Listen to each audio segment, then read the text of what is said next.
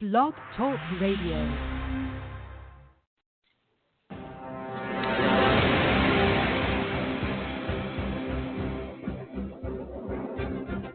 Ladies and gentlemen of America, this is AJC Radio, where we bring the message of justice all around the world. Tonight, former Special Counsel Robert Mueller. What's going on, and why did Congressman Gohmert come out and write a book concerning Special Counsel Mueller unmasked? Why is that happening? What is the purpose of the congressman, and why is it so important that the American people know? We tackle that question tonight on AJC Radio. Folks, hang on. We take off right now.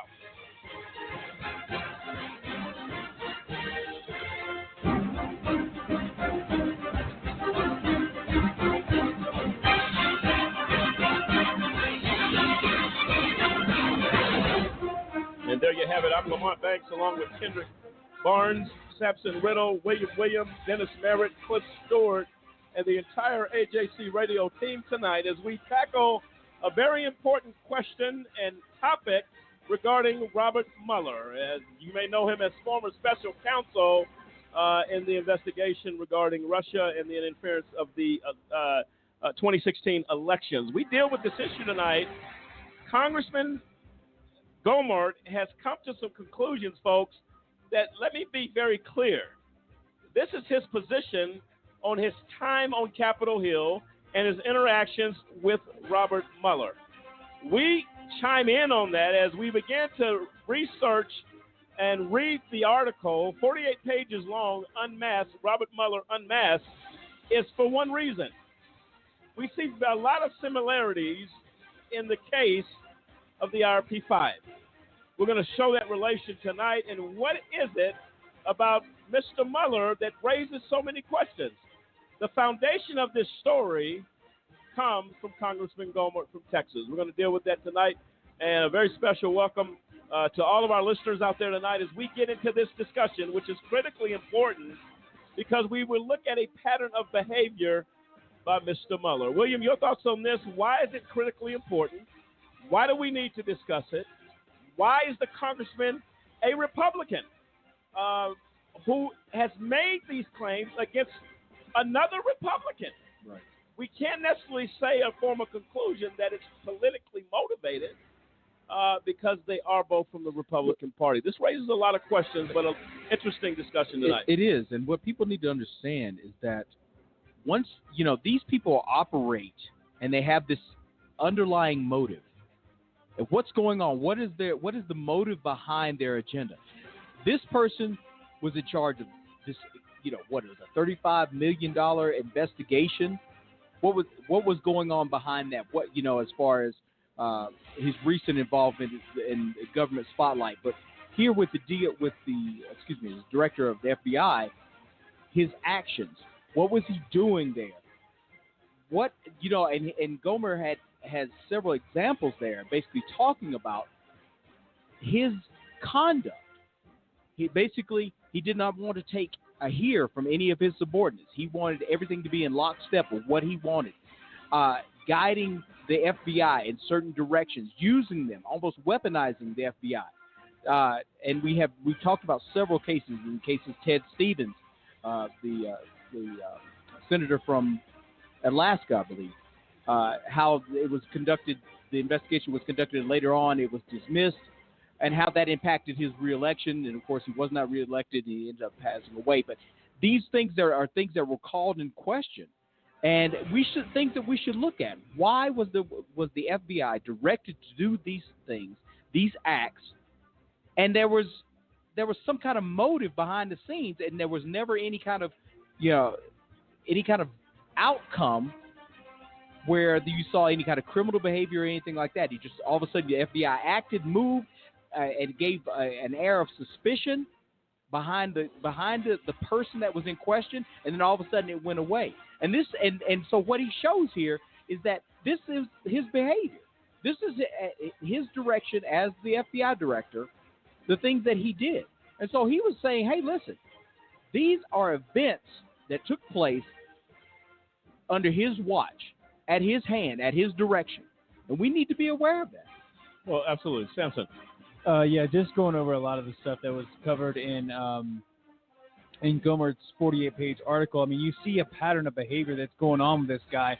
And then in another article I've read here, I mean, we're talking about a man that perverts and twists and even just outright breaks the law to achieve what he's trying to do. Now, I was reading a part of what he calls the national security letters that are basically just blanket documents that give them access to all kinds of things. And between that and the Patriot Act during his tenure, like they would raid businesses much like they did to the IRP-5. They would go in and they would conduct searches on congresspeople and senators in their homes. And he was never checked on this. I mean, this is not just an isolated incident. This man throughout his career has done this from the 80s with Whitey Bulger to, the 90s, the 2000s. He's been connected with having pre-knowledge of the 9/11 attacks. I mean, this guy has a marred track record. And it's just time that the American public, our listeners, all these people, they know about who this guy really is and the tragic things that he's done to citizens of our country.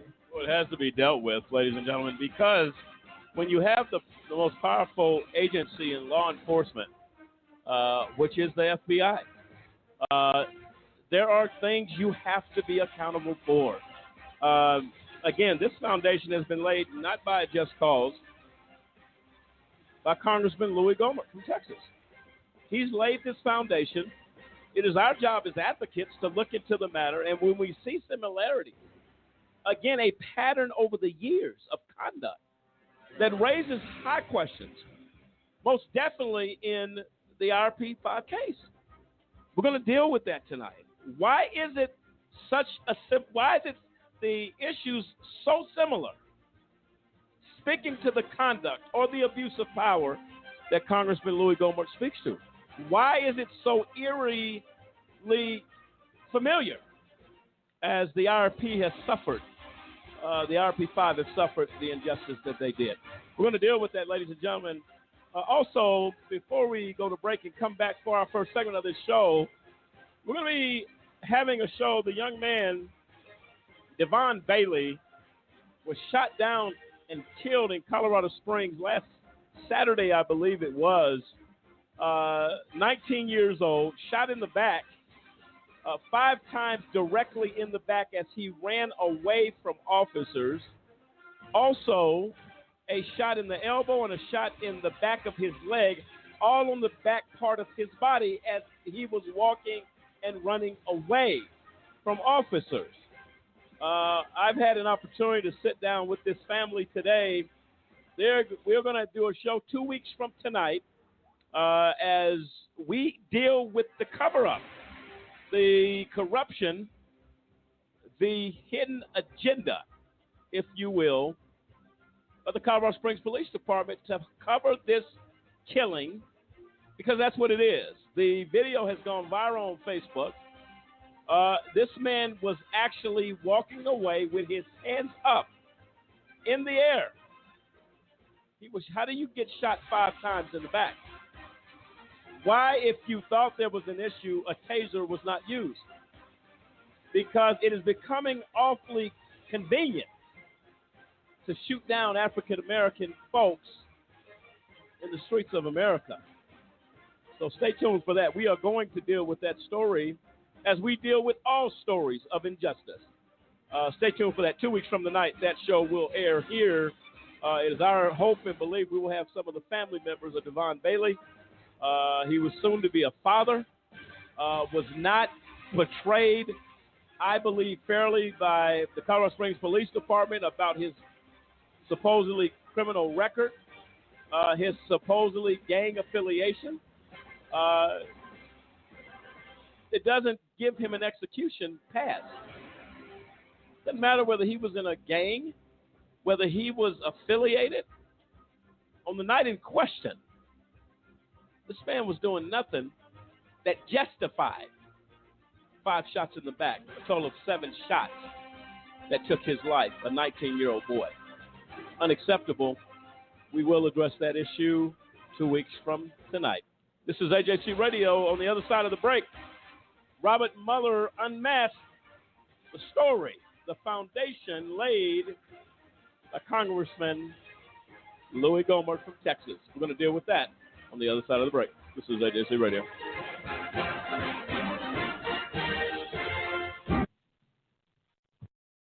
The criminal justice system has a set of rights created to protect you. But do you think it's really protecting us? You had a right to remain silent, but that really means you had a right to be silenced, doubted, interrogated, suspected. The color of your skin can and will be used against you in the court of law. In their hands, we're incarcerated 5 times more often than white people convicted for the same crimes. You have a right to attorney during questioning. In some states, 80% of criminal defendants can't even afford an attorney. So an overworked public defender controls your fate. One government employee, countless lives at stake. You had a right to be innocent until proven guilty. But somehow, about 47% of the wrongly convicted are black. And if they do prove you're guilty, they're going to write you a run-on sentence, on average 20% longer than white defendants accused of the same crime. Even if you get out, you're still not free. When you're an ex-con, they had a right to deny you a bank account, deny you a mortgage, deny you a job, deny your vote. And if you don't remain perfect, with the smallest slip-up, smallest infraction, the most honest mistake, you're going to join us, the 80% who come back to prison within 5 years, as I did. That's when you realize they didn't bring us here to thrive. They brought us here to build this. The plantation and the prison are actually no different. The past is the present. It ain't no coincidence. This was the plan since abolition, to keep us subjugated by creating this system. But I believe in a different set of rights. The right to stand up and be heard. The right to reform a broken justice system and build a new future. We had the right to be silent. Now it's our right to speak up. Do you understand these rights as I read them to you?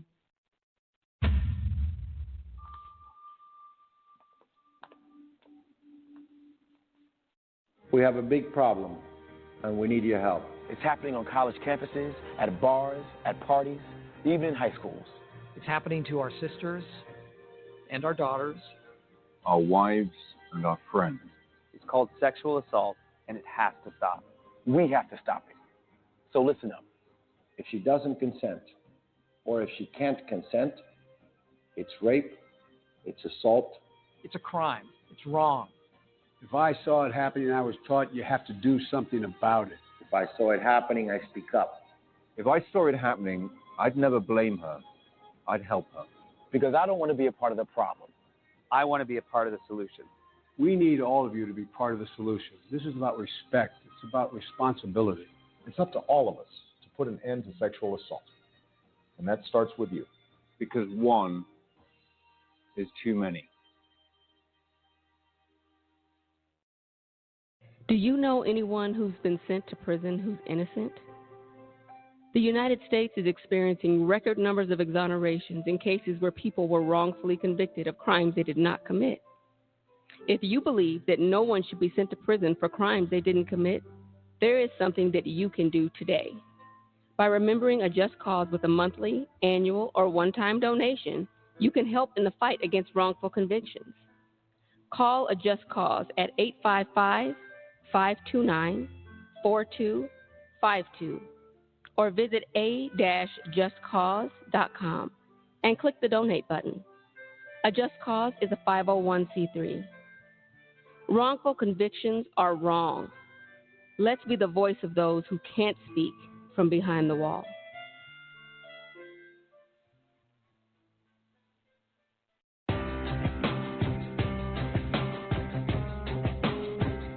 How often does our justice system get it wrong, convicting innocent people of crimes they did not commit? A new project by the University of Michigan Law School and the Center for Wrongful Convictions at Northwestern University School of Law tries to answer that question. In the the last 23 years, more than 2,000 people have been convicted of serious crimes and later exonerated, according to the National Registry of Exonerations. By far, the largest segment was almost 1,200 defendants falsely convicted because of large-scale patterns of police corruption, generally in drug and gun cases.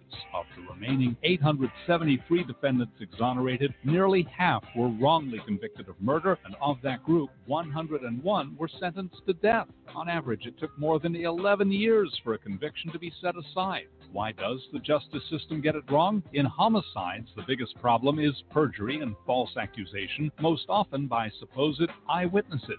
False convictions in adult rape cases are primarily based on mistakes by eyewitnesses, while false convictions in child sex abuse cases are often for fabricated crimes that never occurred. 2,000 exonerations may seem small in a nation with more than 2.3 million people behind bars, but there are far more false convictions than the report contains. Most false convictions are never formally challenged, and those convictions that are successfully overturned receive little or no attention from the media, according to the report's authors.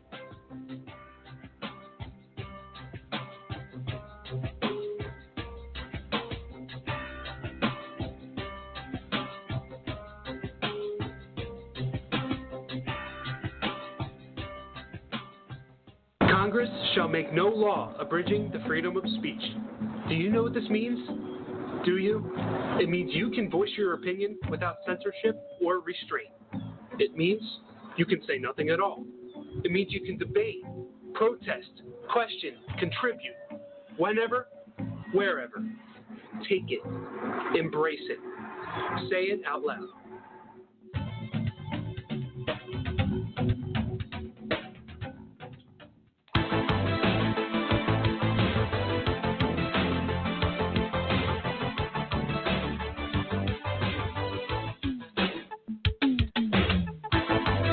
Ladies and gentlemen of America, this is AJC Radio. Thanks for joining us tonight. Robert Mueller Unmasked, the title of this show, coming from Congressman Louis Gohmert, addressing some issues here, folks, that are highly,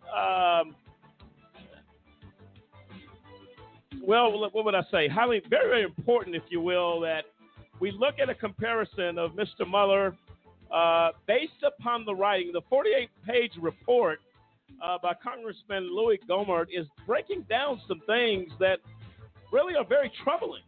And if Mr. Mueller was over any investigation, this type of conversation, Dennis, takes us back to discuss a pattern.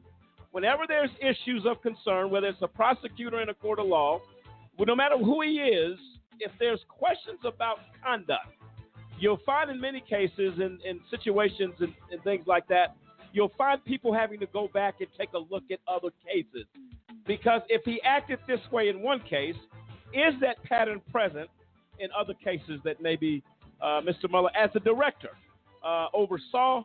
We have found some very serious similarities with the injustice suffered by the wrongfully convicted RP5 tonight that is really, really important. Dennis, your thoughts on this? Yeah, and that's true. I mean, you know, if you look at the RP6, they were falsely accused. The FBI came in and flexed their muscles, and you know, they've been doing that forever. I mean, they did that. Louis Gohmert, the congressman, explained, you know, how the FBI, you know, that they have all this power, and under Mueller, they were able to take this power and put innocent men in prison, and mess with people's livelihoods, and all because they had that power. And that's the same thing that happened to the RP6.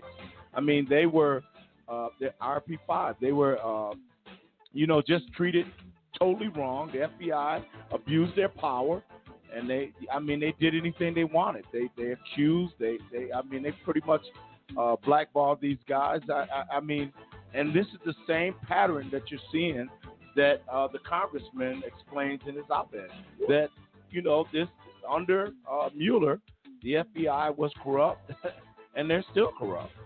No, without question. And there were questions a lot that we talked about that Mr. Mueller came before Congress, Kendrick, days before a raid that Dennis alluded to that took place on the IRP Solutions campus where the business was. Highly questionable that you go before Congress and say we have some software because he's under attack, because the software that he was put in place to develop or to come up with for information sharing, trying to track terrorists, protect the country from different type of attacks. How do you go before Congress and say in very shortly you're going to have some software with no name, and 2 days later you're raiding the business of the IRP Solutions Company? Talk a little bit about that before we get into Congressman Goma's comments. Yes, and that hearing was in February 2005, and we were raided soon after he makes that statement. Now, key takeaways you have to take away from that testimony is, one, IRP Solutions, the company, at the time was not in any sort of business negotiation or sell software with the FBI. We were with the Department of Homeland Security. Now, Mueller makes the statement that the effort was conducted jointly. This is a quote directly from Mueller. The effort was conducted jointly with the Department of Homeland Security to ensure our case management efforts would be interoperable. Now, we weren't dealing with the FBI at the time, but he stated earlier that examining the current technologies and vendors as well as available commercial off-the-shelf software, or as the acronym goes, COTS, C-O-T-S, software applications and those designed for other agencies. Now, the takeaway from that is, if you search today on Police Magazine, which is a nationally, it's a website and a magazine distributed to most law enforcement agencies, IRP Solutions has 3 or 4 articles about our case investigative software. You can type in today, investigative software on PC Magazine, and nothing comes up for 2019. Nothing comes up for 2018. But IRP Solutions in 2004, 2008, 2009 is listed as available commercial off-the-shelf investigative full lifecycle software. No other software is out there that does this. Yep. So we are well aware that Mueller knew that IRP Solutions existed, had software, and was in negotiation with the Department of Homeland Security, and he used his power not to procure that software, but to get rid of competition that might hinder him from getting money from Congress to continue to build their failed projects. And Kendrick, if you remember, IRP, we demoed the Silk software to the FBI. And uninvited. They uninvited. They just showed up like, hey, we want to see what's going on. And why did they show up? Because they were spending hundreds of millions of dollars trying to get virtual case file to some point of, this can work. But Mueller spends that money, basically said in front of Congress, no, I have nothing to show for the taxpayers' money that was squandered, but I will have something shortly, unnamed software, commercial off the shelf, and we'll have that shortly. And another thing that you look at is after the raid on IRP Solutions reached out to Mueller saying, yes, look, we got raided. There is no reason why. The search warrant is a farce. It tells lies. The investigation was a lie. Everything that the FBI agent John Smith put down was full of lies. Assistant U.S. Attorney, his crap was full of lies. And when we reached out to Mueller saying, we need you to take a look at this, what did he do? Send it back to the FBI in Denver that was the one committing the atrocities and crimes against IRP Solutions, and said, let them handle it. But that speaks back to his issues on, creating the Office of Integrity and Compliance, Electronic Freedom Foundation, where when the OIG did the investigation, said the FBI may have committed tens of thousands of violations of federal law, regulations, or executive orders between 2001 and 2008. And then you have to answer this question. These transcripts are publicly available for anyone to read of Mueller's testimony in 2005. Now, you mentioned to Congress that you're looking into commercial off-the-shelf software. You raid IRP Solutions, basically blackball and shut them down, but you didn't buy no commercial off-the-shelf software. Right. So did you perjure yourself to Congress to say that there was? Because you didn't go buy any. So where did you get it? Yeah, where'd you get it? Well, you didn't. You went back to Congress and got $480 million of taxpayer money to do the messed up version of virtual case file all over again with Sentinel. But you basically got rid of the software that could have benefited you so that you could basically squander more U.S. taxpayer dollars. So to me, there shows you right there. The guy perjured himself. I mean, in my opinion, apparently you said you're getting commercial software and you didn't. You know, that shows to me a very dishonest and very manipulative person that Mueller can be.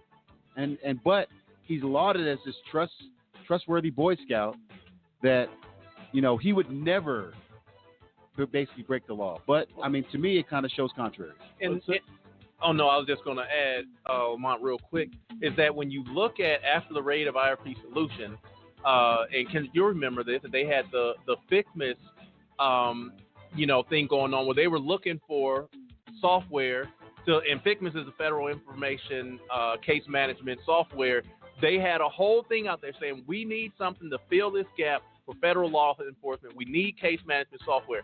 After the raid on IRP Solutions and Director Mueller at that time, after he said there was going to be some software available, he gets his funding back from Congress to do the Sentinel project. All of a sudden, the whole FICMIS initiative, the whole initiative disappears. When it's open to the public, any company, the whole thing disappeared at the same time that IRP Solutions gets raised. How is that? And the whole concept of information sharing disappeared. Yeah, it just totally gone.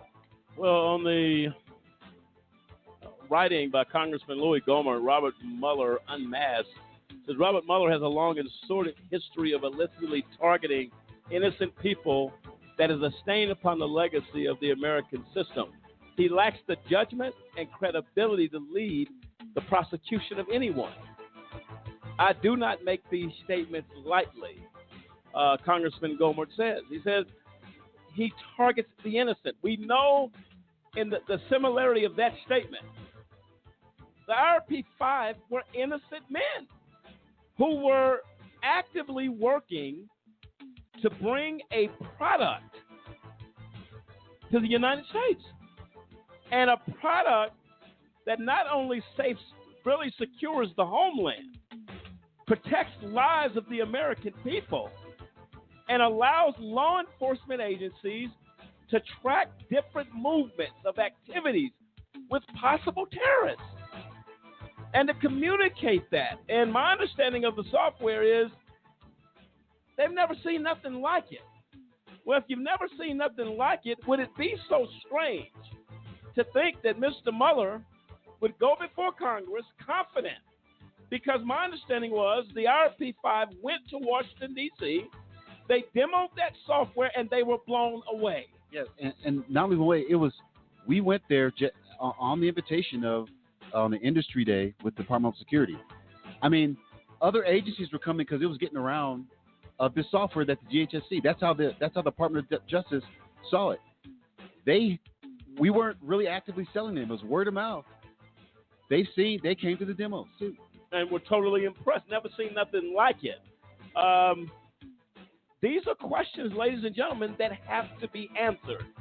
Why was it that these men from Colorado Springs, Colorado, worked collectively together? One couldn't work without the other. It was a team effort. And without each other, software doesn't exist. But that collective effort created something that sparked the interest of the Department of Homeland Security, the Department of Justice, ICE, every law enforcement agency you can imagine saw something here. How is it then that these men and their lives fall under the definition that Mr. Mueller targeted innocent people? It didn't matter whether they were innocent or not. He did it to members. He did it to a member of Congress. Members, multiple. Yes. And he went after these and found out in the Ted Stevens case, there was no crime. That's right. There was no crime in Congressman Weldon's case. And they raided his house, his daughter's house, going against everything he was advised. But as you will hear from Congressman Gomer, this was the MO of Mueller. We have to raise the question. We have to ask for the answers. Right now, let's hear a little bit Congressman Louis Gohmert, who speaks about this huge writing that is getting so much attention right now. Let's hear him.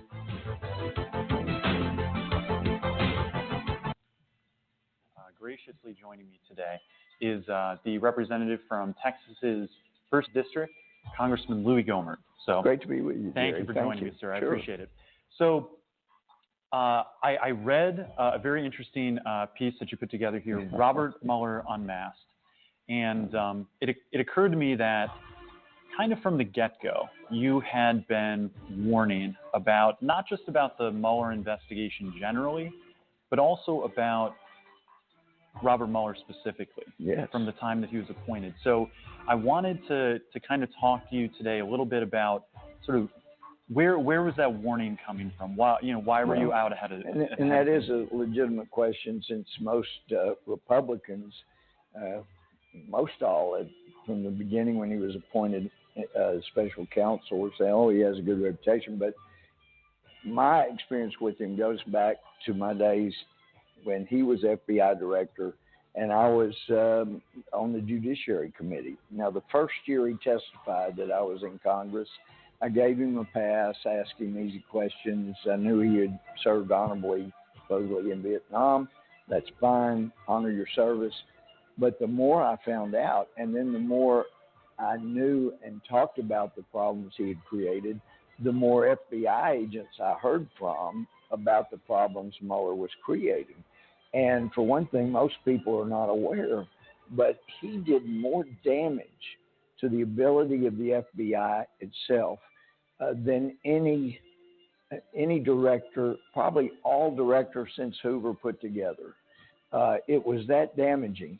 And you found out he had an unconquerable ego, and he didn't want any questions. And normally you get questions from people that are extremely experienced and would recognize when the director is making a mistake, might offer a suggestion. He didn't want that. He wanted yes men. So he created a policy that might be good policy for most every bureaucratic agency here in Washington. The policy was, when you have been in any supervisory position for 5 years, at the end of that 5 years, you either have to move to Washington, basically ride in a cubicle up here, or get out. And so I know NPR did a story on this and just covered like 9 months. And in that 9 months, they said, like, out of 350 people that came to that 5-year decision point, 150 of them just got out. And when you figure most of those had 20 to 30 years or more of experience when they got out, just that 9 months, we lost thousands of years of experience.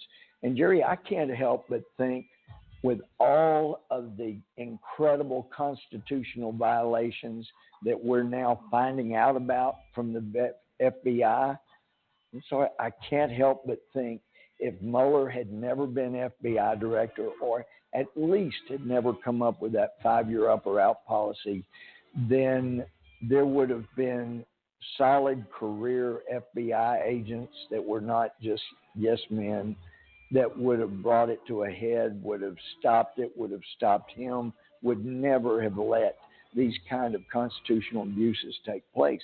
But that was just one of Mueller's problems. Now, he had a software program they wasted millions on, and people wanted to tell him, but he wouldn't try to tell, he wouldn't listen to anybody else.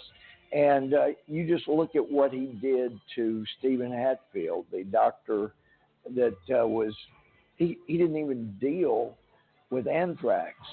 We're talking about the famous sort of post 9/11 anthrax. It was immediately after 9/11. Yeah. Now, I had somebody point out recently, but this is consistent with Mueller. he has protected radical Islamists for his whole career, with the FBI and even the special counsel. But 9/11, we found out who the perpetrators were. There were no question. That was radical Islam. And immediately after that, the anthrax scare occurred, and he was looking for something to take the attention away from the concern about radical Islam. So he sets his sight on Stephen Hatfield, and he destroys his life, ruins his friendships with other people. They go to him. They basically, from what I understand, were telling friends, neighbors, people that worked with him that he's killed people with anthrax, he's evil. And there was never any evidence, no evidence. And it was so bad that at one point Bush called him and his joined at the hip friend Comey in and said, there doesn't appear to be any evidence that Stephen Hatfield is the anthrax killer. Are you sure? And he said, I'm 100% certain. But nothing describes Mueller's or encapsulates Mueller's personality more than what happened after it became exceedingly clear, not only that there was a reasonable doubt, but that Dr. Stephen Hatfield had nothing to do with the anthrax. Zero, absolutely nothing. When Mueller was questioned, well, of course, he doesn't show up to explain that it wasn't him. And when asked, he said he had absolutely nothing for which to apologize.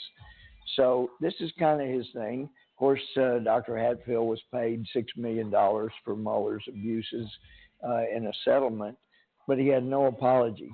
He had no apologies for working so hard. We don't have direct evidence that he knew that his FBI agents, when he was in charge of criminal prosecutions in Boston, that he actually knew that his FBI agents were framing mob kingpin Whitey Bulger's competition. That there were 4 guys that his FBI framed that were competitors in organized crime with Whitey Bulger. They were protecting Bulger, and he knew they were protecting a mob kingpin. He knew that for sure. But he was even sending mail to the parole board when it was clear these guys were framed, they didn't do it, and demanding that the parole board not let these guys out. Now, they got $100 million, and 2 of them died in prison. They weren't good guys, apparently, from the things they were involved in, but this tells you a lot about the man, and I've seen it over the years. He doesn't follow the normal American jurisprudence where if we know that a crime's been committed, then we investigate that. And when we have probable cause to believe that someone committed that crime, then we're able to get a search warrant. We're able to get a warrant for wiretapping different things. But in his way of doing things, whether it's Stephen Hatfield, whether it's Kurt Weldon that was in Congress, if he doesn't like somebody, in his mind, he classifies them as a bad person, then it's time to find something they've done and destroy their lives for it. That is the kind of destructive wake he's left behind his time in the FBI and his special counsel. So you've talked there a lot about sort of his past history. In your mind, how does it connect now to what you're seeing with special counsel? You're referencing what you in your mind is constitutional abuses. It's worse than I ever imagined.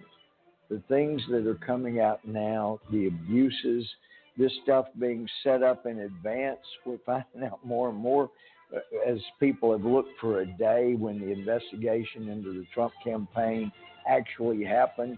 Can't have a good date, but now it appears that when Trump identified people that might end up in his administration, they recognized the FBI and these people that wanted to stop Trump. They recognized a couple of names. Comey, of course, was FBI Director. There's been plenty written and said about how close Comey and Mueller are. which also is a good indication how unethical the man is.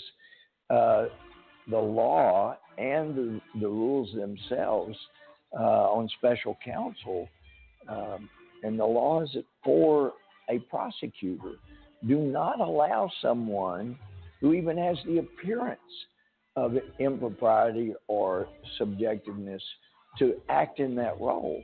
And yet he was up here lobbying to become FBI director after Comey's gone, and he's also up here immediately. And then, as we know, Comey said he leaked it, hoping that we would leaked a conversation that he says he had with the president, so that he would hopefully get a special counsel. And then the special counsel ended up being, and then it being Robert his guy. I think the Washington expose on Mueller and Comey, and basically at the end, in grandiose fashion, that if the world were burning down, they both would have the satisfaction of knowing they would be standing there together. I mean, this is not somebody that should ever have been able to be prosecuting or be investigating an obstruction of justice issue against Trump, because it necessarily, absolutely necessarily, involved James Comey as a witness. And that's still a problem for Mueller.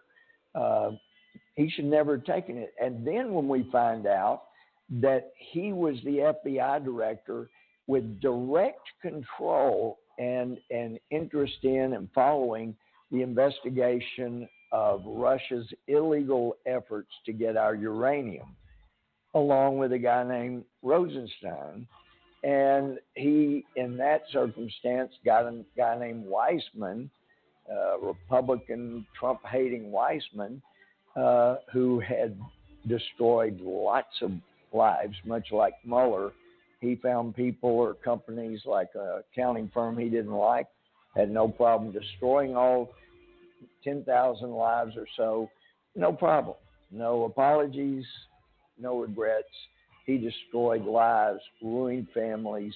And so naturally he wanted Weissman to be with him as special counsel.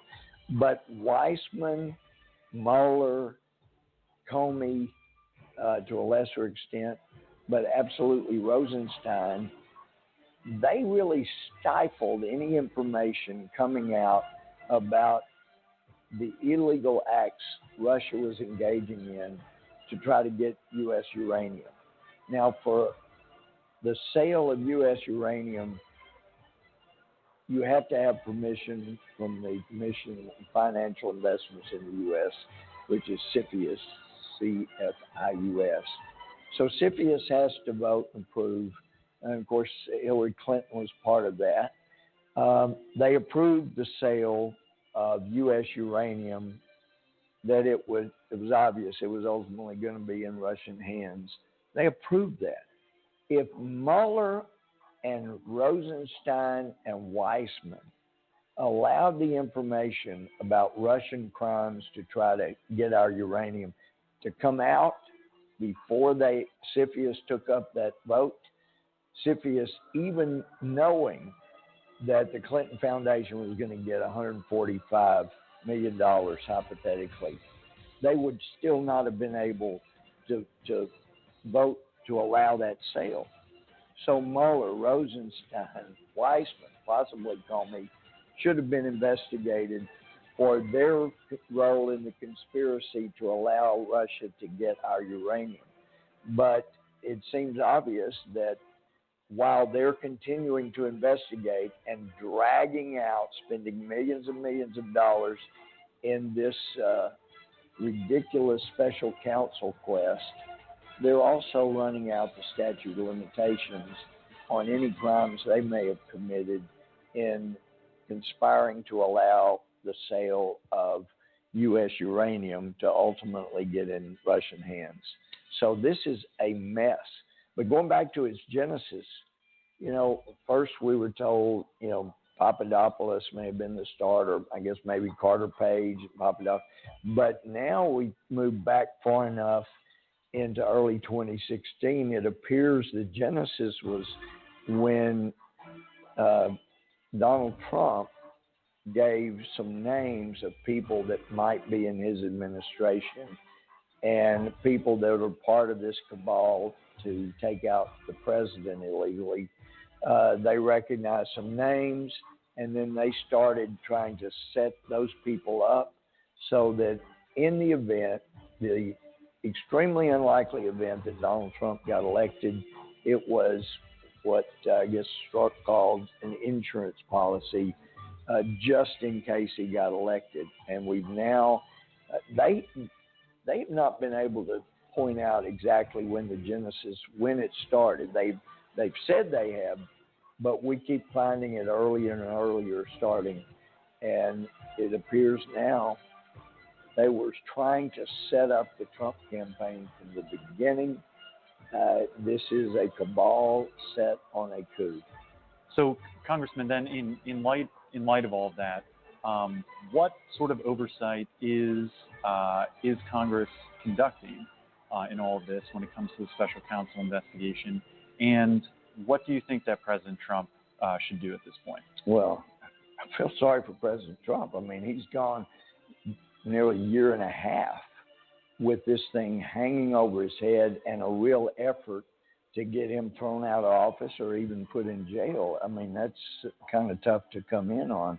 But as far as what Congress is doing, we aren't doing enough in my mind.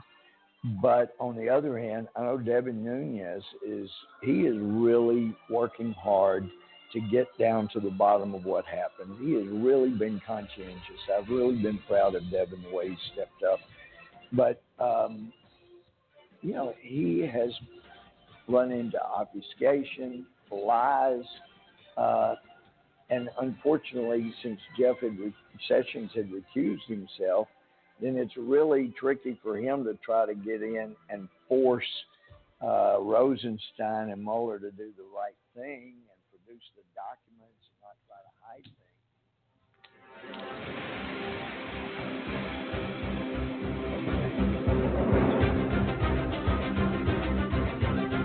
So there you have it. A little bit from Congressman Louis Gohmert from Texas talking about the Mueller pattern, if you will. Those are troubling statements, William, that Congressman Gohmert makes. They are very troubling. And we haven't even gotten to the meat of this yet. We're going to actually have a young lady that is narrating on this writing on the other side of this break. But really quick before the break, when you hear that, how troubling is that to you? I mean, that's really, really troubling because basically he is pulling the cover saying, listen, don't see this man in this light that you think he dwells in. That's not him. There's motives. There's agendas. There's a history. I mean, decades of just this unethical behavior. And that's the way he framed it. He said, this is just unethical behavior from being a prosecutor all the way to being the director and not listening to his support, to those that are under him that giving him direction. He's saying, hey, listen, this is what I want to be done. Basically taking people that stood against him and targeting him. Like he pointed out, Congressman Kurt Weldon and what he did when he stood up against him saying, hey, 9/11 could have been prevented. There's evidence here that the FBI was sitting on this, turned right around and just went after him and destroyed the man's career. And this is what he's saying. He's saying this is very serious. When you're abusing power, you've been given this arm of the government and just turn it loose and weaponize it. This is extremely serious. Well, they go into conversation here. Doing this writing, Mueller Unmasked, he begins to talk about the knowledge of 9/11, that Congressman Kurt Weldon delivered some powerful, relentless allegations about the FBI having prior knowledge that 9/11 was coming. He alleged loudly that there was documentary evidence to show that 9/11 could have been prevented and thousands of lives saved if the FBI had done their job. Understand that statement is huge. Yes. When you're talking about one of the worst catastrophe of terror to ever hit this nation. But the relentless reaction or retaliation is how I see it by Mueller as the director. He's the head of the House. Yes. And if he's the head of the House and you're saying you didn't do your job, it doesn't fall on the agents. It falls right back in Mueller's lap. Go ahead, Kendrick. And what I'm saying is here is people should take what the congressman is saying seriously, because people might say, well, he's got a political axe to grind, But here's the problem with that. He's not stating stuff he's making up. This is documented facts that he's showing about Mueller so that any one of us or anyone out there listening can go research. So if there was nothing there, he couldn't say all these things. So the wrongdoing should be taken into effect, and that's what this program is about. Is it doesn't matter your political leanings. Let's look at the right and the wrong of it, and what you have to look at this guy under that lens of the truth. Who is this man? Look at the things that he did. Look at his track record. That's how we know. It's by his track record. Well, what you know is that if the American people believe any portion that you knew about 9/11 prior and failed to act, you're an accessory to terror. That's right. And to the thousands of lives that were taken. And that was his point. I mean, when Kurt Weldon made that speech on the floor, he was saying, this is, you knew, and then you don't take responsibility? You don't even acknowledge this? We're going to get into this. Ladies and gentlemen, feel free to dial into the show, 646-200-0628. That's 646-200-0628. You may not know it, the temperature's rising at AJC Radio as the discussion, Mueller Unmasked, heats up. We'll be right back. This is AJC Radio. I wanted to be in the military since I was a kid. I served in the United States Air Force. I served a total of 16 years. I was deployed 13 times. On my second deployment, 4 bombs hit my vehicle. And at 19 years old, that's the first time I ever saw somebody die. Coming back, I was raging. I started having pretty horrible nightmares. I would wake up in the middle of the night, sweats. I started drinking a lot. I felt worthless. I guess I never recognized it in myself. Eventually, one day, I just walked into the VA hospital and said I'd like to see somebody. Don't suffer alone. You got to find that link with somebody that'll make you let it go. It all starts with going to the VA. There's a whole community of veterans that just want to help you out. It's for the guys who couldn't come back, so you owe it to them to live well, because they're not here with their families.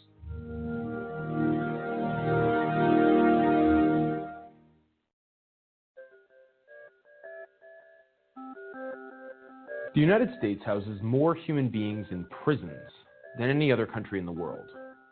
This is true whether you're counting total numbers or in relation to population size. This wasn't always the case. The number of prisoners in the U.S. began to rise dramatically in the 1970s. So what changed in America compared to other countries? While there are several competing theories, a look at the data reveals that a significant part of the prison growth in the last 40 years has been driven by the war on drugs. Here's the data. By 1980, there were over 315,000 prisoners in state and federal facilities. 57% were violent offenders. 30% were property violators, such as thieves or those convicted of fraud. 5.5% of inmates were in for public order and other miscellaneous offenses. And the remaining 7.5% were nonviolent drug law violators. 10 years later, the drug war had grown, and the total American prison population had more than doubled to over 740,000 inmates. The proportion of offenders in each type of crime had also changed dramatically. The most growth occurred in the nonviolent drug offender population, which grew to a significant 24%. And this last statistic actually understates the influence of the drug war on prison populations. Many studies have shown that drug prohibition causes violent crime by leading to the formation of gangs and cartels. And thus it is safe to say that the number of violent criminals under prohibition is higher than it would otherwise be. From 1990 to 2000, the drug-driven population growth continued. By 2000, the total prison population had almost doubled again to over 1.3 million inmates. And by 2010, the prison population was up to 1.6 million people. The growth has started to settle and even decline in recent years, but the proportions of offenses are retaining their post-1990 levels. America's unique methods of enforcing drug prohibition seem to parallel its unique prison population. And one has to ask, is our country really better off with so many nonviolent drug offenders behind bars?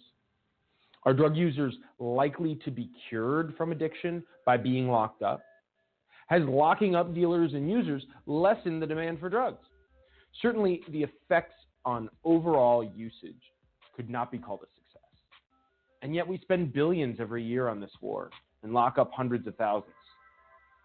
Surely, there must be a less costly approach to addressing drug use in America.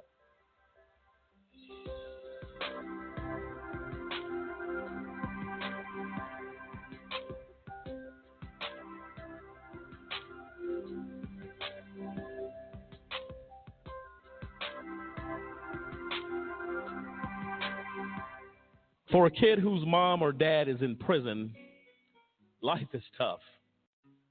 Now add a wrongful conviction to that, life just got a little bit tougher. Trying to explain to friends why mom or dad is not at the school play or at the ball game is something that no kid should ever be faced with, especially if mom or dad is innocent. Ladies and gentlemen, get involved today to stop the epidemic of wrongful convictions by remembering a just cause with a monthly, annual, or one-time donation. You can help in the fight against wrongful convictions. Call a just cause today, 1-855-529-4252.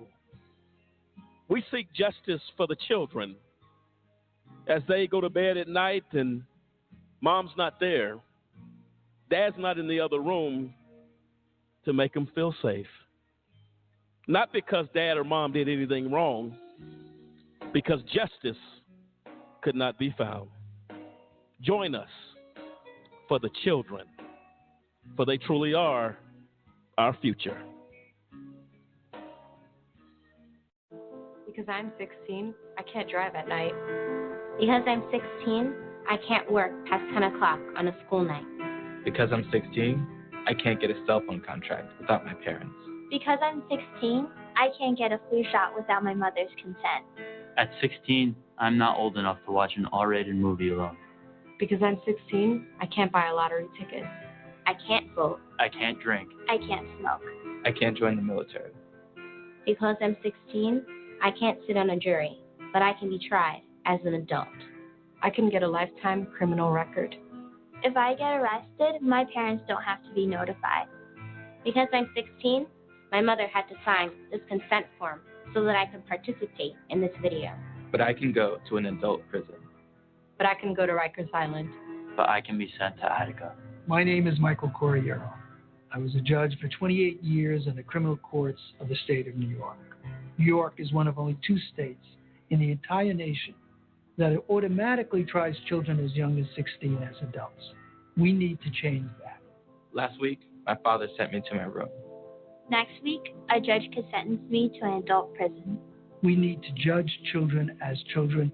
It's time to raise the age of criminal responsibility in New York.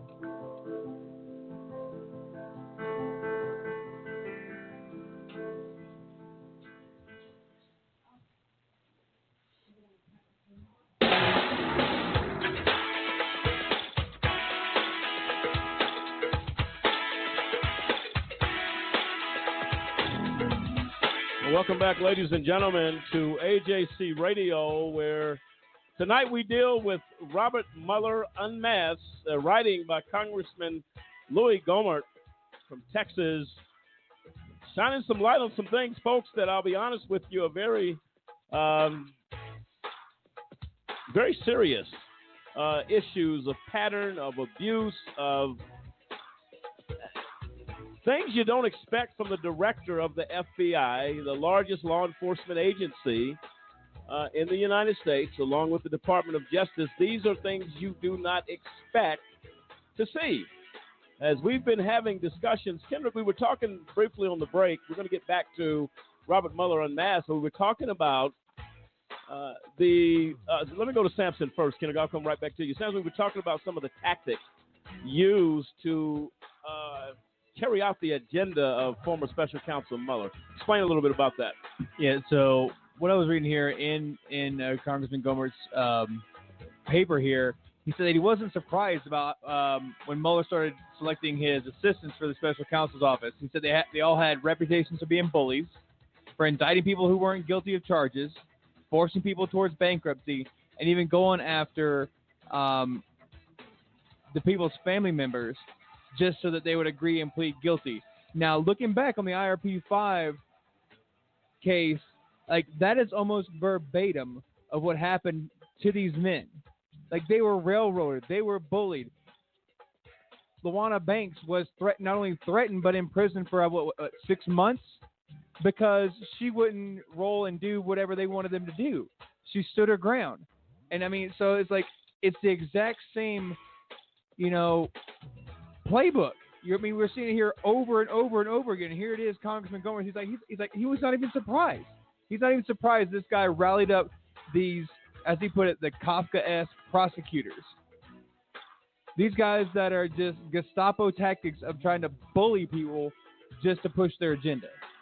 And it's amazing that, like it was pointed out earlier, he's been doing this exact same thing since the 80s. And yet he's walking around as a free man tonight. Well, so what we do, we leave the RP5 locked up, 4 men remaining behind bars under highly questionable tactics by this director. That's unacceptable. And the purpose of this, and again, we salute Congressman Gohmert in his efforts. There's nothing to gain here. He's been in Congress a long time. He's been doing this for a minute. He's a part of the Republican Party. And Mueller's Republican. If somebody can point out a motive by Republicans going against Republicans, I'm all ears. Doesn't happen in most cases. But when you hear Congressman Gohmert speak, he speaks, in my opinion, a man just simply telling it from what he has seen. Really an eyewitness of conduct. He makes the statement that he said, each time I prepared to question Mueller during congressional hearings, the more concerned I became about his work ethic.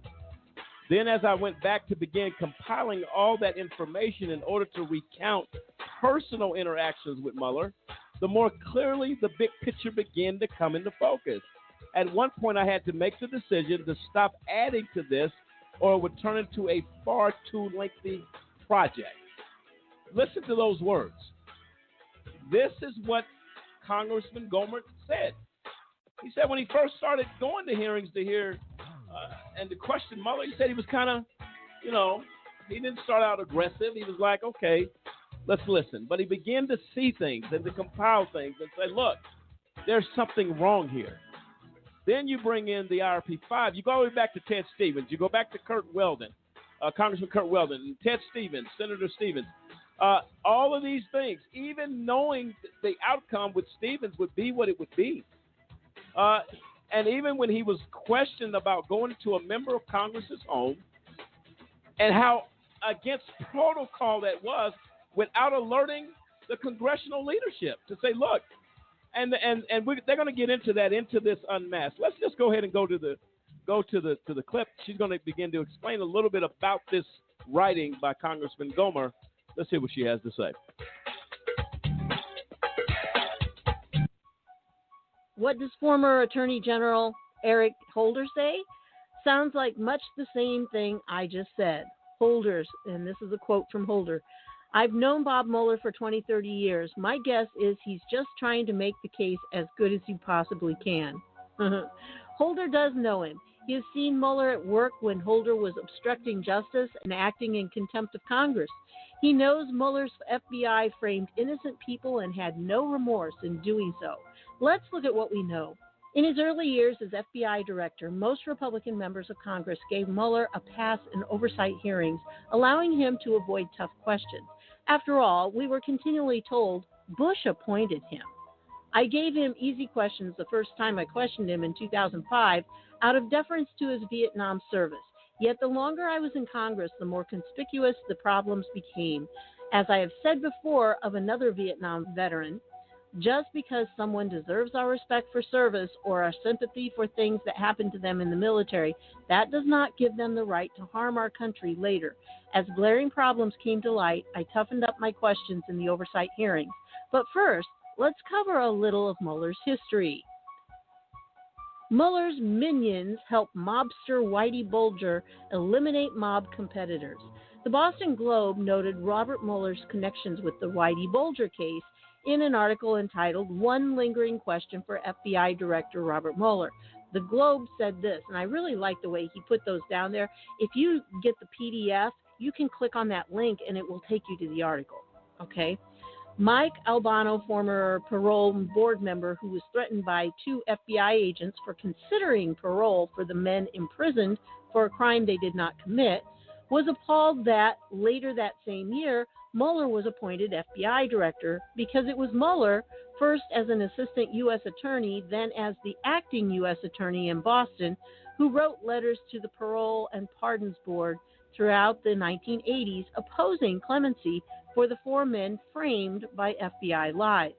Of course, Mueller was also in that position while Whitey Bulger was helping the FBI cart off his criminal competitors, even as he buried bodies in shallow graves along the Neponset. Mueller was the head of the criminal division as assistant U.S. attorney, then as acting U.S. attorney. I could not find any explanation online by Mueller as to why he insisted on keeping the defendants in prison that FBI agents in the pocket of Whitey Bulger had framed for a murder they did not commit. Make no mistake, these were not honorable people he had incarcerated. But it was part of a pattern that eventually became quite clear that Mueller was more concerned with convicting and putting people in jail he disliked, even if they were innocent of the charges, than he was with ferreting out the truth. I found no explanation as to why he did not bear any responsibility for the $100 million paid to the defendants who were framed by the FBI agents under his control. The Boston Globe said, thanks to the FBI's corruption, taxpayers got stuck with a $100 million bill for compensating the framed men, 2 of whom, Greco and Tamelio, died in prison. The New York Times explained the relationship this way. In the 1980s, while FBI agent Mr. McConnelly was working with Whitey Bulger, Mr. Mueller was Assistant United States Attorney in Boston in charge of the criminal division and for a period was the acting United States Attorney there, presiding over Mr. McConnelly and Mr. Bulger as a top echelon informant. Officials of the Massachusetts State Police and the Boston Police Department had long wondered why their investigations of Mr. Bulger were always compromised before they could gather evidence against him, and they suspected that the FBI was protecting him. If Mr. Mueller had no knowledge that the FBI agents he used were engaged in criminal activity, then he certainly was so incredibly blind that he should never be allowed back into any type of criminal case supervision. He certainly helped continue to contribute to the damages of the framed individuals by working so hard to prevent them from being paroled out of prison, even as their charges were on their way to being completely thrown out. Notice also evidence of a pattern throughout this article: the leaking of information to disparage Mueller's targets. In the Whitey Bulger case, the leaks were to organized crime, the mob. One of the basic tenets of our democratic republic is that we never imprison people for being bad people. Anyone imprisoned has to have committed a specific crime for which they are guilty. Not in Mueller's world. He has the reverse list of Santa Claus. And if you are on his list, you get punished, even if you are framed. He never apologizes when the truth is learned, no matter how wrong or potentially criminal or malicious the prosecution was. In his book, you deserve what you get, even if you did not commit the crime for which he helped put you away.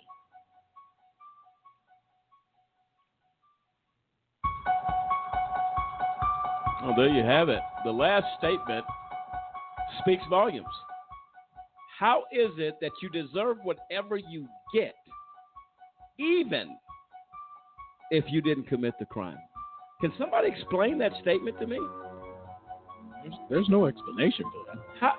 I'm trying to figure out how is that possible.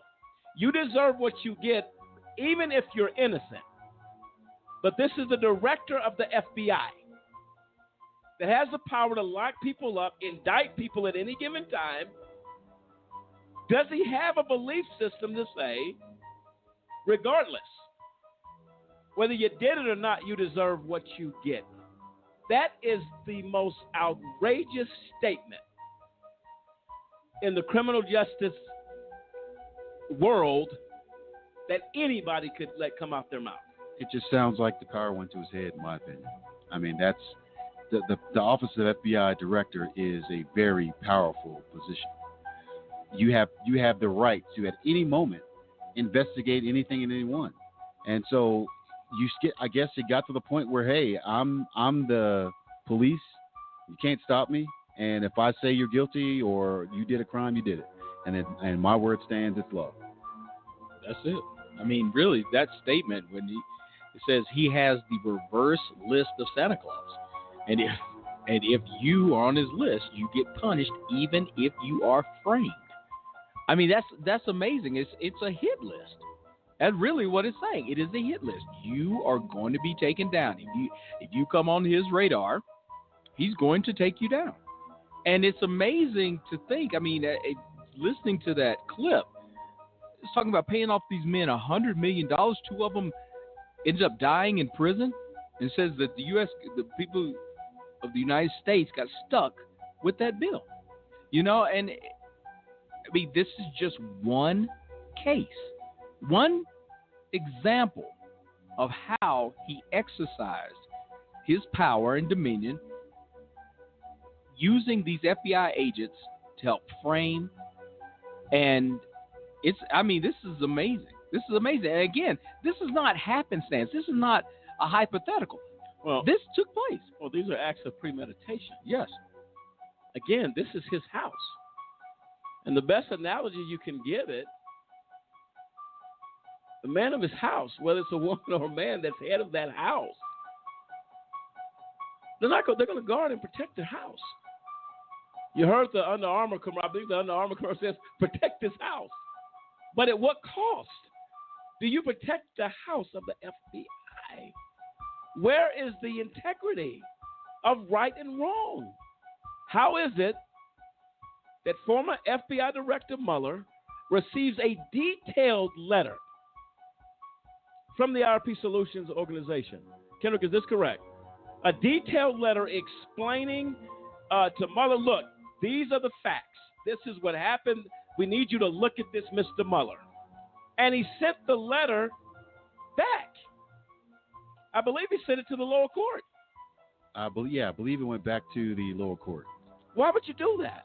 I have no idea. I mean, and to me, he's trying to wash his hands of something that he knows he did wrong. So he's not going to make he's going to try to look like I'm not involved, but it's very obvious to me, at least, that he was, and his department, the FBI, was very well involved and knew about our situation and our software. Well, I think it, goes back to what we just read. The IRP Solutions, the software was on his list. And no matter what your plea was, he was coming after it. And he unleashed the FBI. And we've sit here, we've talked about this. Sampson made a very good point. This was his modus operandi. This was his playbook. This is his script. And he went after the IRP file. And for what reason, as we talked during the break, the motive here, again, based upon the writing of Congressman Gohmert, this is a man, according to his observation, that was a modern-day bully within the organization. No one could challenge him. He said, further in some of this reading, he talks about that agents sought to leave. They didn't want to come to Washington and be behind the desk. They're like, look, man, let me go somewhere else. What type of culture do you create there that the FBI director cannot be talked to, cannot be reasoned with? It makes you wonder. When you, Kendrick, when you talk about and Cliff, when you talk about the impact of the software, that they never seen anything like it, it makes you wonder and ask the question, how many people within the agency said, man, this is what we need? And he refused to hear them. Well, go ahead, Kendrick. And also, just not only were they saying this is what we need, there were many agents, and this is like easily verifiable, that were like, what you're giving us doesn't work. When he was trying to give him virtual case file, it doesn't work. They didn't hear it. They didn't hear it. He wouldn't hear it. That's right. It's like, we're going down this path. I'm going to get this money from Congress. We're going to do it my way. And you make a good point, Kendrick. Cliff, I'm coming right to you. When he talked about whether he was spending millions of dollars on software projects. See, this goes right back to that conversation. This is what Congressman Gohmert went into. Whether he was wasting money or not on software product packages or whatever. My question is, why did they key into that? That if he was wasting money, whether it be on software type of projects, so why did that come up? There's a reason it came up.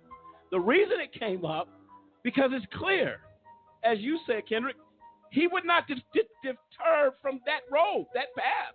So if the software was as good as we know it is your ego in the way to that extent where I will not, knowing that people are raving about this software, but I'm committed to this path. So what we have to do is silence the IRP 5. How do we do that? We lock them up. We bring an indictment. No indictment comes from the federal government. I promise you, without the FBI being involved. And he follows the playbook. Even well before the indictment, they leaked to the press that they're going to do a raid on IRP Solutions offices. Well, when we asked the local newspaper, the Gazette, that ran the article, well, who told you they were raiding this? Oh, we don't know. Well, that's just going down what Congressman Gohmert showed. Right. They leak to the press. They blackball you, make you look like the biggest criminal in the world. I mean, rough-handed you and just walk away and let you just deal with the aftermath. But to save face, if what Congressman Gohmert says is true, it all falls in line to the injustice of the IRP 5. Cliff.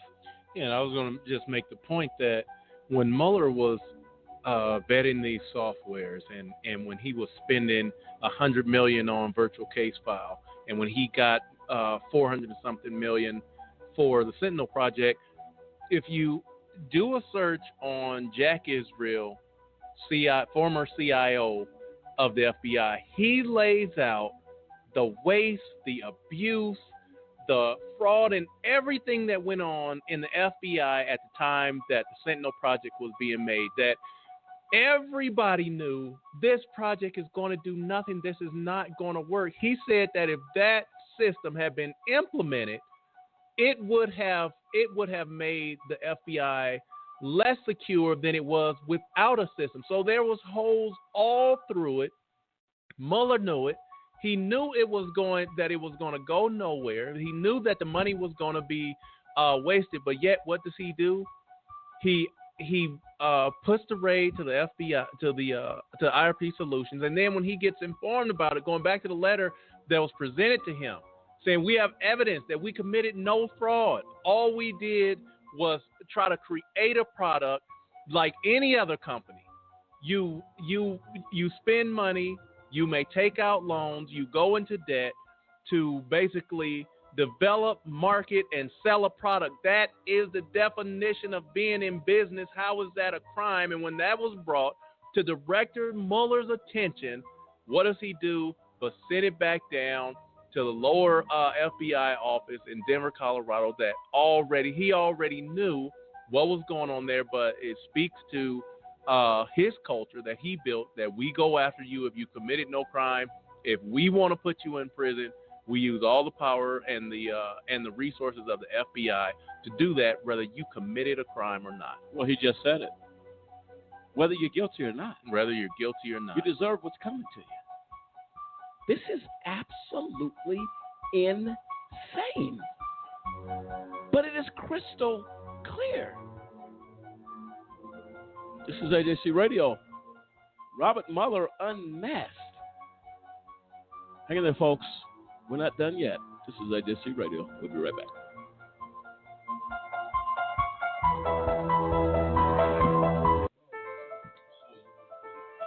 There's a lot of mud when it rains here, and it makes it really hard to find food. There are car bombs every day. My mom worries about me when I go out. Every time I hear the alarm bell go off from school, I think it's an air raid. Sometimes I have nightmares about it. A lot of houses in our neighborhood have been destroyed. I like to close my ears and sing songs whenever the bombs come close. My dad says we have to leave, which makes me scared. I'm worried our new neighbors won't like us. What if they don't understand our religion? Because we don't speak the language, it might be hard for me to make friends. But I know it's all going to be okay. It's all going to be worth it. I just want my family to be safe. But these are not my words. These are not my words. These are not my words.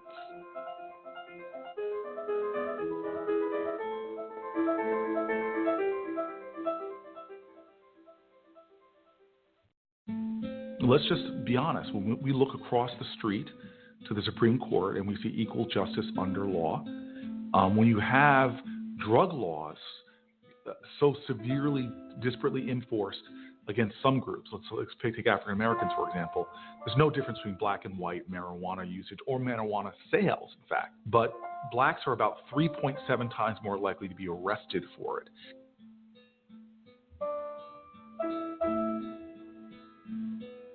African Americans are more likely to get mandatory minimums, are more likely to get 13% longer sentences.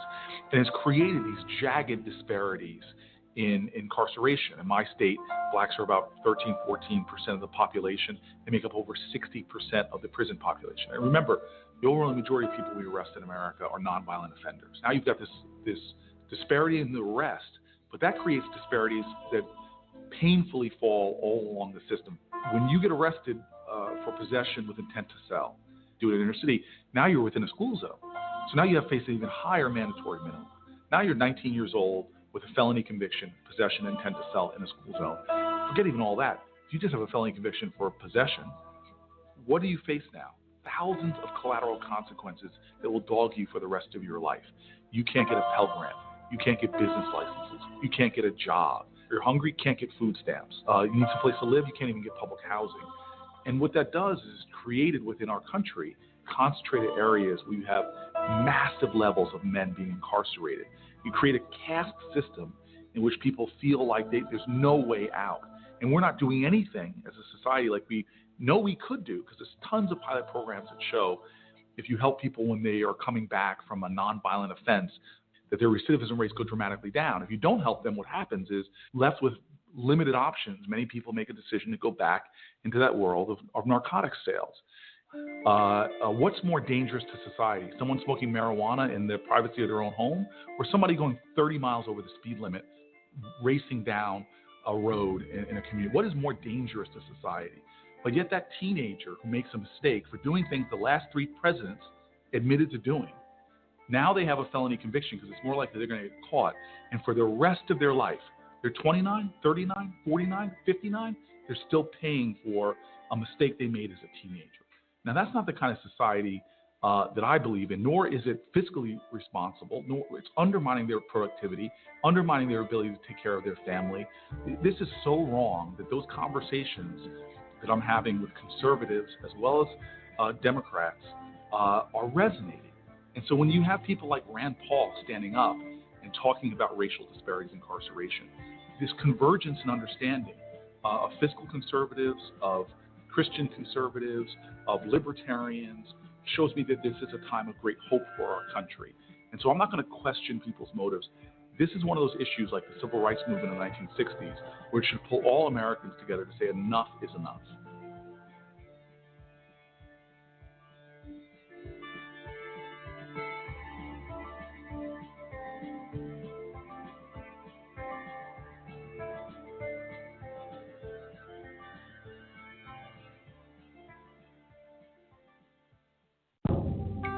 I'm a mother. I'm a father. I'm a sister. A registered nurse. I serve my country in the United States military. I'm your neighbor. I sit next to you at church.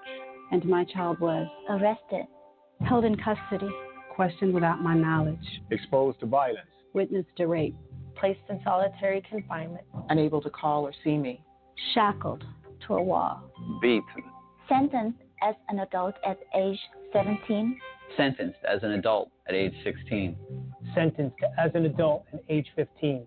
We felt lost, isolated, ostracized, misjudged, terrified, and in the absence of all hope, my child took his own life. And then I found the Alliance for Youth Justice. They gave me the support and resources to get through one of the most difficult times in my life. Now I know I'm not alone. And neither are you. Now we have a voice. Now we have power. In numbers. In numbers. In numbers, we can make a difference. There are approximately 2 million children in the juvenile and criminal justice system in this country. These are the faces of those families. If you are the family member of a child who has been in the justice system, or if you are someone who supports this movement and is ready to make a difference, visit the Campaign for Youth Justice at www.campaignforyouthjustice.org.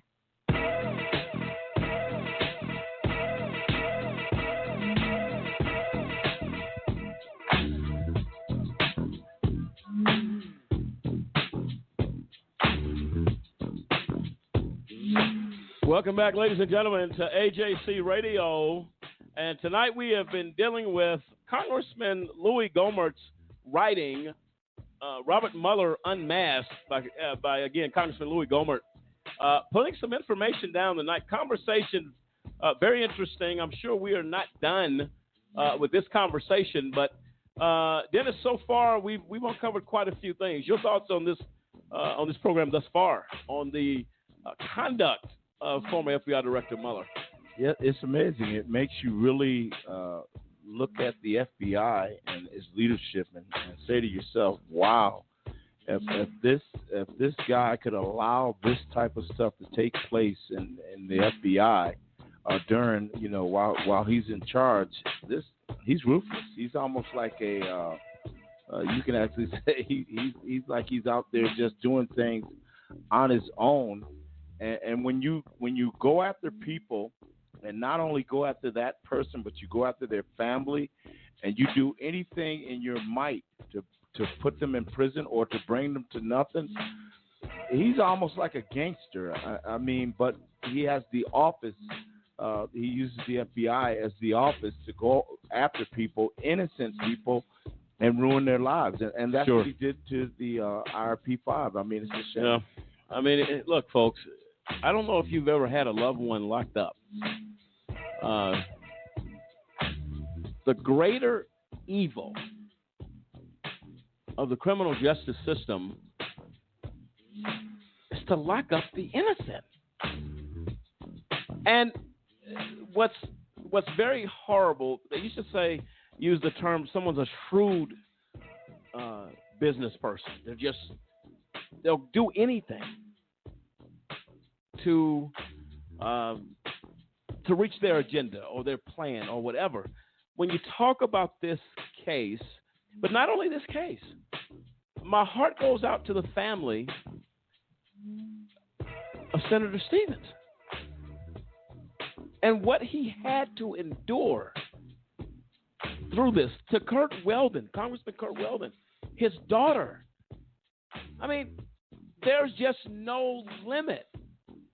When corruption gets involved, when ego and arrogance gets involved, and power and money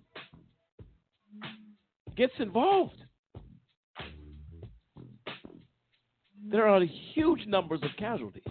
The IRP-5 were casualties. Ted Stevens was a casualty. And unfortunately, what wasted time in his life fighting this issue, not only, and then to only be taken out of this world through a plane crash. How much time was lost fighting for what he believed he didn't do anything wrong? Congressman Weldon, his daughter, what she went through, being raided at 7 in the morning at her house. Do you easily forget that? I mean, when does it matter? Go ahead, Sampson. And to your point there, I mean, he had, I believe, such an ego that he didn't just target, people of opportunity or had something that he wanted. He actually targeted his own people as well. I mean, there in the report by Congressman Gohmert, he talks about how whistleblowers or agents that wanted to be whistleblowers felt like they really had no liberty to do so. I mean, even with we talking about the 5-year up and out policy that he had in place, close to 300 people out of 576 that were in that pool back in 2007 chose to actually go up there and go to headquarters. But we have people, I'm talking about, they took a pay cut with a lesser job to stay where they're at. They retired, or they just outright resigned because of this man's leadership style. Like we pointed out, he's a bully. He's just an outright bully, and he's one of those ones that he wants to prove a point that he's the man in the government. He's the man of the FBI, and he can go through and basically do what he wants to do. And the fact of the matter is that until we, like I said, we expose him, and again, thank God for Congressman Gohmert for this candid 48-page article that he wrote, because it's exposing more and more things and bringing more stuff to light that the general American populace probably didn't know. No, without question. And those are all good points. Let's go into the other part of the young lady that's actually citing some of this reading from Congressman Gohmert. Robert Mueller Unmasked, 48-page writing addressing the conduct of former FBI Director and Special Counsel Robert Mueller. Let's go to the clip.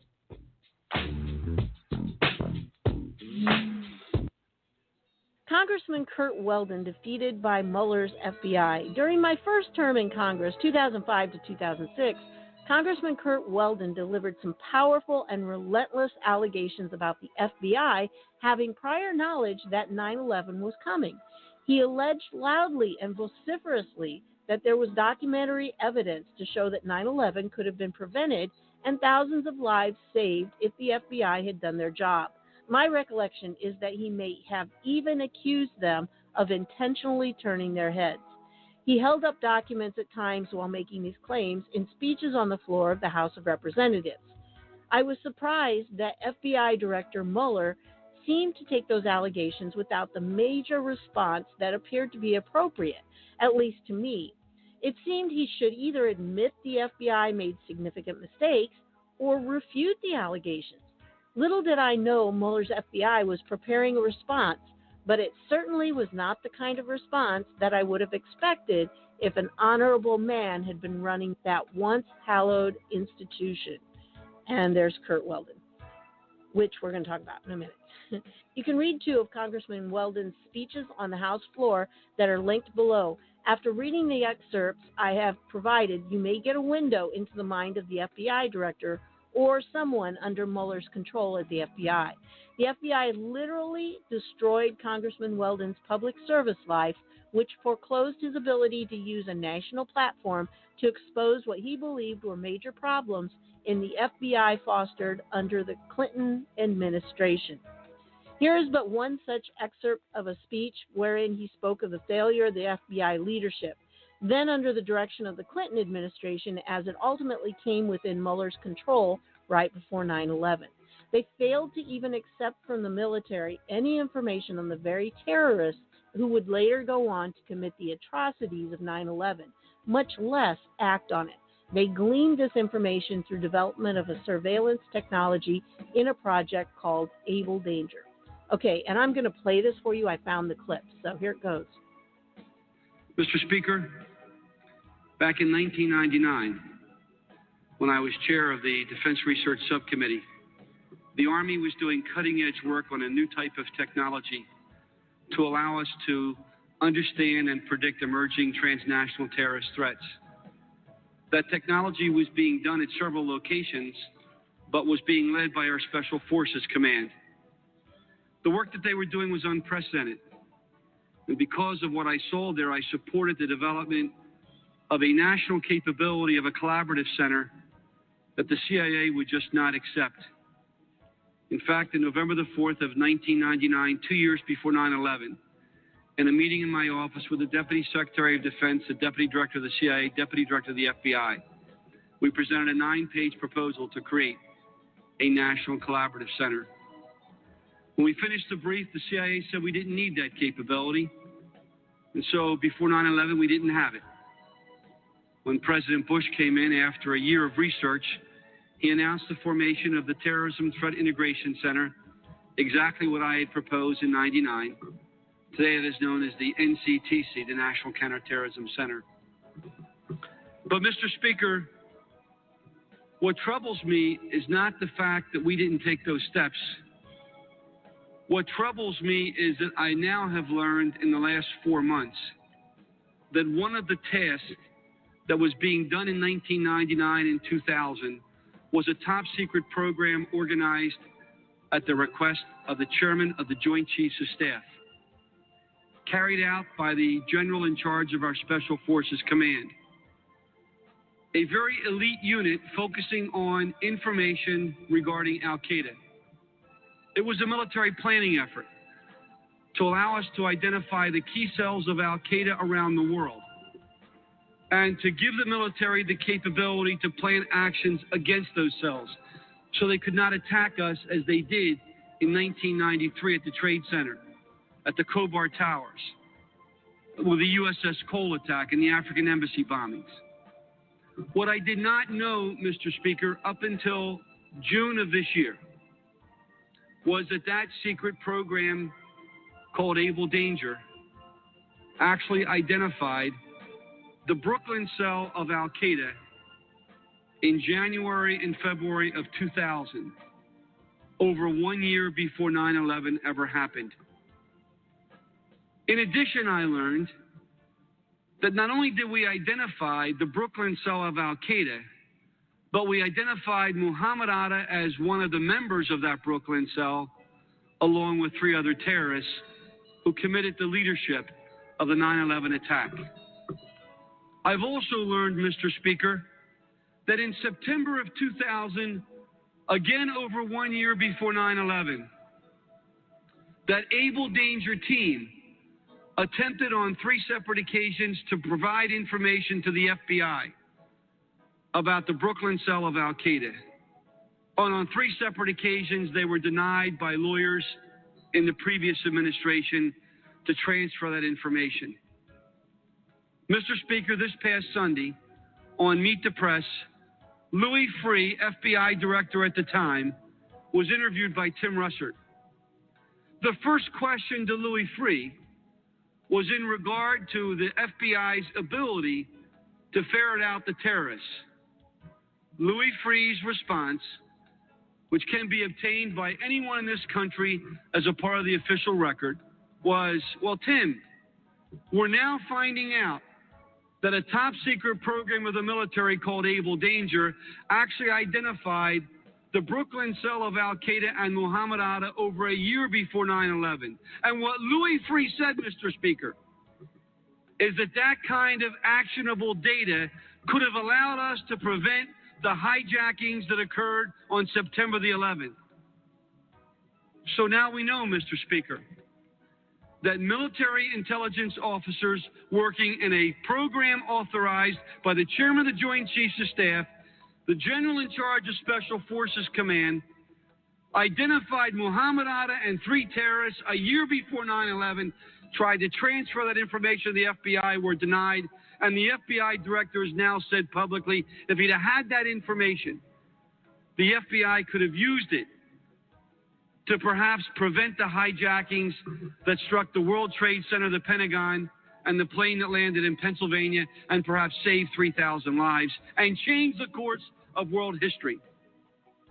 Now, he only gave the link to the PDF that has the congressional report, so you'll have to read through that. Kurt Weldon gave speech after speech recounting what he saw and what he knew, recounting the FBI and the Clinton administration failures in information sharing that led to 9/11. Congressman Weldon tried to hold those accountable in the FBI and CIA that he felt mishandled actionable intelligence, which he said could have thwarted the 9/11 terrorists if only top officials at the FBI and others had allowed our rank-and-file law enforcement and military to engage in such a battle. He recounted many examples of how they failed to do so. Understand, I am not a 9/11 denier, nor a big conspiracy advocate. I am simply relaying things for which Congressman Weldon lambasted people at the top of the FBI and other places. In 2006, the Robert Mueller-led FBI took horrendously unjust actions to derail Curt Weldon's re-election bid just weeks before the vote, actions that were later described as a hit job in this WND article. Each of Weldon's 10 previous re-elections had been by sizable margins. Polls showed that he was up by 5 to 7 points in the fall of 2006. 3 weeks prior to the election, however, a national story ran about Weldon based upon anonymous sources. Where have we heard that before? That an investigation was underway against him and his daughter, alleging illegal activities involving his congressional work. Weldon had received no prior notification of any such investigation and was dumbfounded that such a story would run, especially since he regularly briefed the FBI and intelligence agencies on his work. A week after the news story broke, alleging a need to act quickly because of the leak, FBI agents from Washington raided the home of Weldon's daughter at 7 a.m. on a Monday morning. Local TV and print media had all been alerted to the raid in advance. Have we seen this before? Oh, yeah. This is starting to look very familiar. And we're already in position to cover the story. Within hours, Democratic protesters were waving caught red-handed signs outside Weldon's district office in Upper Darby. In the ensuing 2 weeks, local and national media ran multiple stories implying that Weldon, too, must have been under investigation. Given the coverage, Weldon lost the election. To this day, incredibly, no one in authority has talked to Weldon or his daughter about the raid or the investigation. There was no follow-up, no questions, no grand jury interrogation, nothing.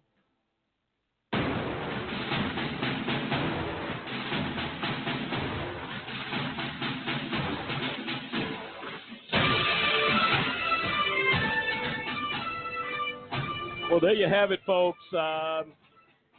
Wow. I'll tell you right now, make no mistake about it, there's a problem here with former FBI Director Robert Mueller. When you hear that type of a breakdown, Samson, look, walks like a duck, quacks. That's the saying I heard coming up, and that's what it is. It is too familiar and too in step from what we have seen of the history of Robert Mueller. And I would recommend for anybody to go out and read this article. It's 48 pages. And Robert Mueller unmasked by Congressman Louis Gohmert. This is some serious concerns. And then if you had a culture, you heard her talking about Comey and Mueller's relationship. They were one and the same. Absolutely. That's a problem. So these are issues that are not optional for discussion. They must be talked about. Your thoughts? I mean, absolutely. Again, going back over the entirety of the 48 pages, I mean, it's laid out by the congressman. Starting back in the 80s, the history of manipulation, bullying, the agenda that Mueller always had from the beginning, whether it's, leveraging a mob boss that, again, back in the 80s to, leveraging, again, the national security letters here more recently that could blanket, thousands of people and collect whatever data they wanted to on them. And then there's an article in there where they're not allowed to report what data was taken in these things. So even now, as it hits more closer to home with the IRP 5, that were, again, unjustly raided with Mueller in his office trying to capture software that they didn't want to pay for. And as a result, they imprisoned these men that done absolutely nothing wrong. They imprisoned, their sister, LaWanna Banks Clark. And they've literally, and they're just trying to run amok, and nobody at the national level is putting these people in check. Well, and that's a problem. This is a culture, folks. We talk about it all the time on this show. A culture is very difficult to break. This is a culture at the FBI, and it starts from the top down. And it's not to say you don't have good people there. Let me make that very clear. You can have a culture with decent people, but when the leadership becomes an issue, people follow what the leadership does. You cannot be the director of the FBI and not set precedents in your office of how things are done, how they're ran. It's an automatic conclusion people form. Mr. Mueller does not tolerate being challenged, being talked to about ideas. This is what Congressman Gohmert is saying.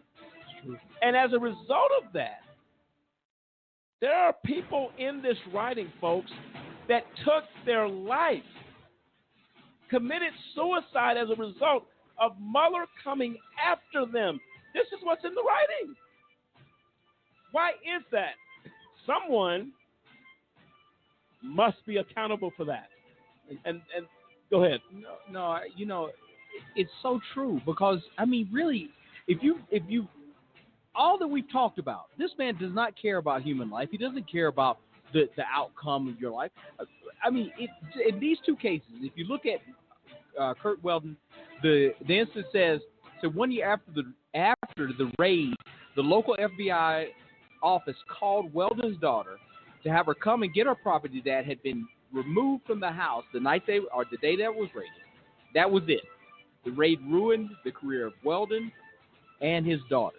When you look at Stevens, they said in the investigation, the report led to, I think, a 500-page report documented and outlined how much of this misconduct that had taken place that ruined this man's career. At the time, he was the ranking. Excuse me, I don't want to misspeak, but at the time, he'd been there a long time, serving the citizens of Alaska and lost, and then turned around and again died in 2010 in an